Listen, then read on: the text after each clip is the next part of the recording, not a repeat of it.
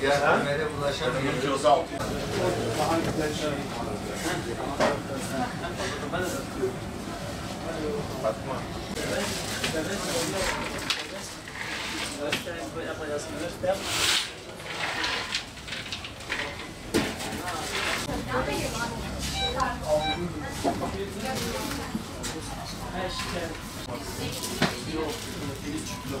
İbrahim'e baksan Sara amca hoş geldin.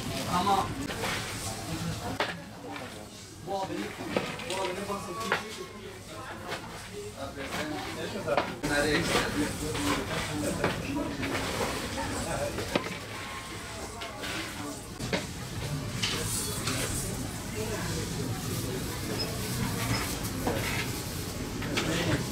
Bağırsak düzeni güzelce oturduktan sonra gündemine düştük.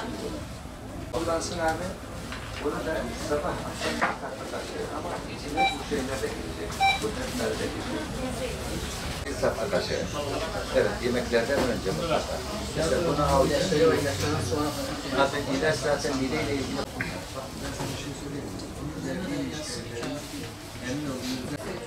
Tamam. Olur olur. Ben yukarıda.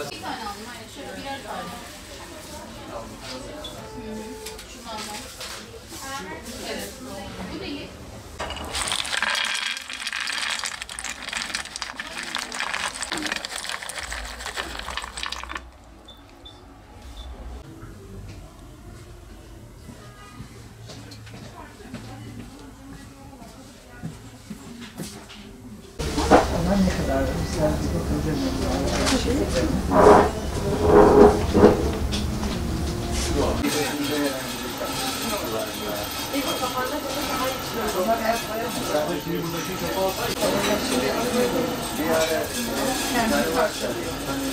Evet, yani havalan sonra mesela kuru yemişe rağbet attı.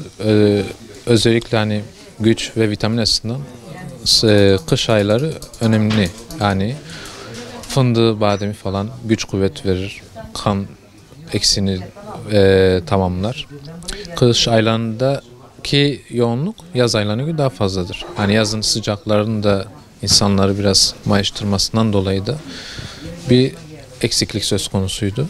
Şu anda iyi gidiyor yani, özellikle misafirlik olsun, şu ağır misafir karşılama olsun falan, kış aylarında kuru yemiş falan çok iyi etki görüyor.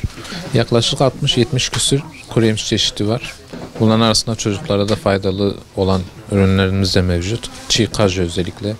Her bir adedi 10 kaloriden, normalde 10 kaloriye denk geliyor. Çiğ kaju, çiğ fındık, çiğ badem, fıstık içi, bunlar karıştırılıp güzel bir şekilde kür haline getirip çocuklara da verilebiliyor. Yetişme çağında olan çocuklara gelişme açısından önemli. Uzun kış gecelerinde insanlar daha çok evde kaldığından dolayı, hani pek dışarıya da çıkmaktan dolayı evde vakit geçirme, ailesi ve sevdiklerinden dolayı da çekirdeği olsun, karışık kuru yemişi olsun, aynı zamanda mardin bademi olsun, lokum çeşitleri falan olsun, bunları tüketmekte. Ayrıyeten balımız falan da var, pekmezimiz, cevizi sucuk, bunlar da ilgi görmektedir. Yaz aylarına oranla yaklaşık yaz aylarında 100-200 gram alan kişi şu anda 1 kilo, 1,5 kilo, 2 kilo civarında değişiyor. Evet, yavaş yavaş havalar da soğuyor. Onun da etkisi var tabi. Havalar soğuğundan dolayı da müşteri potansiyelimiz de çeşitlilikten dolayı da artmaktadır. Haziran ayına kadar sürmesi bekleniyor bu yoğunluğun. Kuru yemiş olsun, şekerleme olsun, sadece kuru yemiş değil. Ayrıca bitkisel ürünlerimizi de tercih ediyorlar hastalıktan dolayı. Geçen sene göre fiyatlar arasında pek fark yok. Yani geçen sene fıstık yaklaşık 650 lira civarından satışa sunulmaktaydı. Şu anda da 850 lira civarında bir fark yok yani.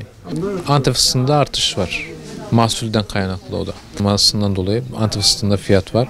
Onun dışında fındıkta da özellikle onun da mahsulünde bir sıkıntı olduğu için onda da bayağı bir artış oldu. Diğerlerinde oran yani pek değişim olmadı. Çekirdek olsun, kajusu olsun, bademi falan, bunlarda pek bir değişim olmadı. Bir değişim gözlenmedi. Yılbaşından sonra değişim gözlenmelenir tabii. Arta yılbaşından sonra yeni asgari ücretin belirlenmesine beraber fiyatlarda da artış bekleniyor.